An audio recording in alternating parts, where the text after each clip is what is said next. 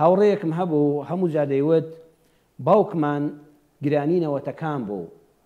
ئەیگوت باوکیان کە ئێستا وەفاتی کردو خوا لێی خۆش بێ، ئەیگوت باوکم هەموو جار لەو گرانی ساڵی نەوەتەکانە کە ژەمی وا هەبوو کۆمەڵە مناڵی زۆر بووین، دەچوینەوە ماڵەوە نان لە ماڵماندا نەبوو، هەر نانی خۆراکمان نەبوو.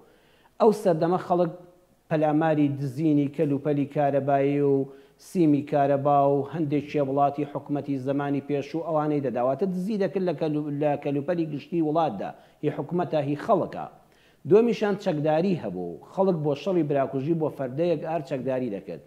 ئەڵێ هەموو جار ئێمە گەورە بووین کە دەچوینەوە ماڵەوە نانمان نەبوو. باوکم کە پیاوێکی کەم ئەندام بوو پێ دەوتین ڕۆڵەکانم تنگانە بەری کورتە، ڕوو لە خوابن، قەت دەست بۆ دزی درێژ مەکەن، دزی لە حکومەت زیاتر غەشەوەی کۆی لێ تاکێک دزی بکەیت.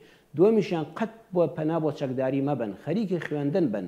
ئەم ژەمە نانمان نییە. سەحابەکانی پێغەمبەر صلی الله علیه وسلم زۆر جار نان نەبووە بیخۆن، وتی بەردەوام باوکم هانیە داین کە ئارام بگرین دەرگای ڕەحمەتی خوامان لێ دەکرێتەوە. فعلا دواتریش دەرگای ڕەحمەتی خوا لە هەموو لایەکمان کرایەوە.